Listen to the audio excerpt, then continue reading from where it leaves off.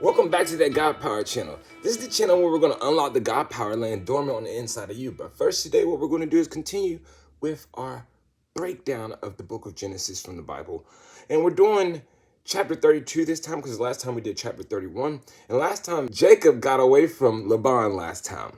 So that's what happened last time. Now, let's see what happened. Jacob is on his way to go meet his brother Esau. Now, he's kind of anxious about this because they didn't leave. They didn't separate from each other on good terms at all, right?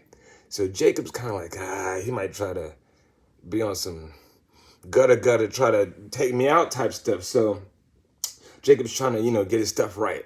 That's where we're at right now.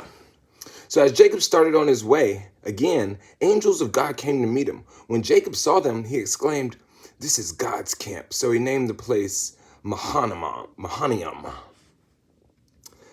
Then Jacob sent messengers ahead to his brother Esau, who was living in the region Seir in the land of Edom. He told them, "Give this message to my master Esau. Humble greetings from your servant Jacob. Until now, I've been living with Uncle Laban, and I own cattle and donkeys, flocks of sheep and goat, and many servants, both men and women. I have sent these messengers to inform my lord of my coming, hoping that you will be friendly to me." See, like I told you, Jacob is worried that Esau is not going to be friendly to him. So he's like buttering him up, "My lord." That's what he's calling him, "my lord." You know what I'm saying? They're brothers, just to let you know what I'm saying? But Jacob thinks that Esau is going to be on some trying to come after him. So he's trying to make sure that he could do whatever is possible to make sure Esau is friendly to him.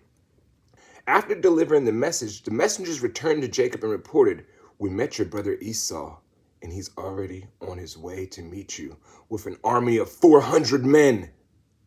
Jacob was terrified at the news. He divided his household along with the flocks and herds and camels into two groups. He thought, if Esau meets one group and attacks it, perhaps the other group can escape. So at this point, Jacob is like, gosh, this is no bueno. 400 dudes, that's more than 300 dudes. Anyways, then Jacob prayed, "Oh God of my grandfather Abraham and God of my father Isaac, oh Lord, you told me return to your land and your relatives, and you promised me I will treat you kindly. I am not worthy of all the unfailing love and the faithfulness you have shown to me, your servant. When I left home and crossed the Jordan River, I owned nothing except a walking stick. Now my household fills 2 large camps. Oh Lord, please rescue me from the hand of my brother Esau. I'm afraid that he's coming to attack me, along with my wives and my children. But you promised me I will surely treat you kindly, and I will multiply your descendants until they become as numerous as the sands along the seashore, too many to count." So Jacob really is scared. He is praying to God like, "God, my brother's on the way to attack me." His heart's beating all fast. Like, "Oh, I need some help." So this is getting good. Jacob, he stayed where he was for the night.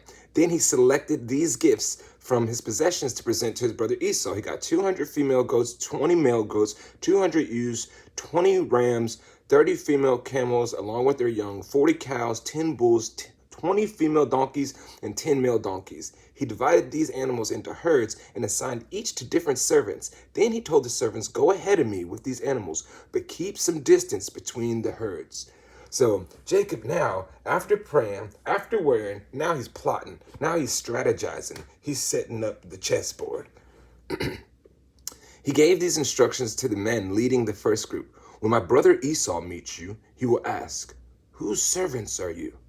Where are you going? Who owns these animals?' You must reply, 'They belong to your servant Jacob, but they are a gift for his master Esau. Look, he's coming right behind us.'" Jacob gave the same instructions to the second and the third herdsmen and to all who followed behind the herds. "You must say the same thing to Esau when you meet him. And be sure to say, 'Look, your servant Jacob is right behind us.'" Jacob thought, "I will try to appease him by sending gifts ahead of me.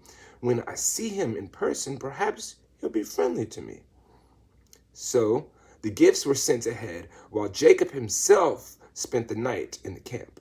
During that night, Jacob got up and took his 2 wives, his 2 servant wives, and his 11 sons and crossed the Jabbok River with them.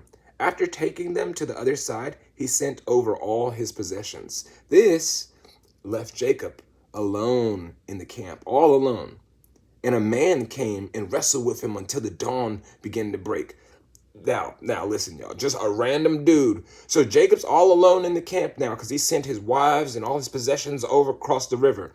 So he went, because he sent the possessions, he probably had to go back and get it. So he's back in the camp by himself. And some mysterious man, just a man, that's all it says, lowercase a man, came and wrestled with bro till the dawn broke. So from the night till the morning, there was wrestling. I don't know if they was throwing blows, but there was wrestling. And when the man saw that he would not win the match, he touched Jacob's hip and wrenched it out of the socket. So the man was losing the match, and he was like, I can't win. So he just, boop, he touched Jacob's hip, and it just went out of socket. Then the man said, let me go, for the dawn is breaking. But Jacob said, I will not let you go unless you bless me. What is your name? The man asked. He replied, Jacob.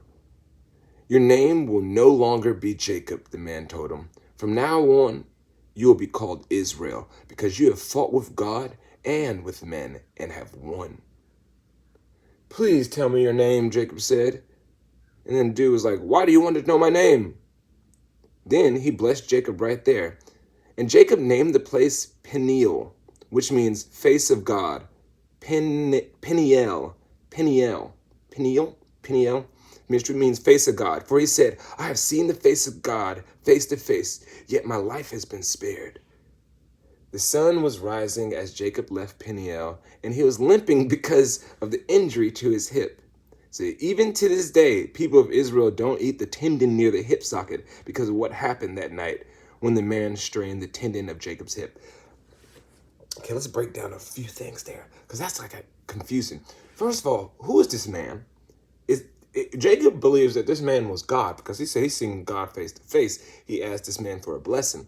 So God came down, and what did he do? Possess a human, just a random human? Or did God just make a human avatar and just come down? Or was it Jesus who came down and was fighting with Jacob all night long? And how did Jacob beat him? You know what I'm saying? So people make the argument, God can't limit his powers, but clearly he limited his powers to allow a man to beat him. You know what I'm saying? I don't know. It just says a man, but then it says it's God at the same time. Is that the same thing that God did when he came down as Jesus, when he was a man and God at the same time? I don't know.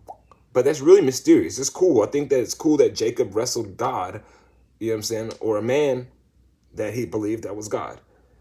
So that was cool. And that's actually the end of chapter 32. Jacob's limping on to the next city because his hip is out of place. So it's not like something in his imagination. He didn't make this up. It's the real deal. He got into a fight.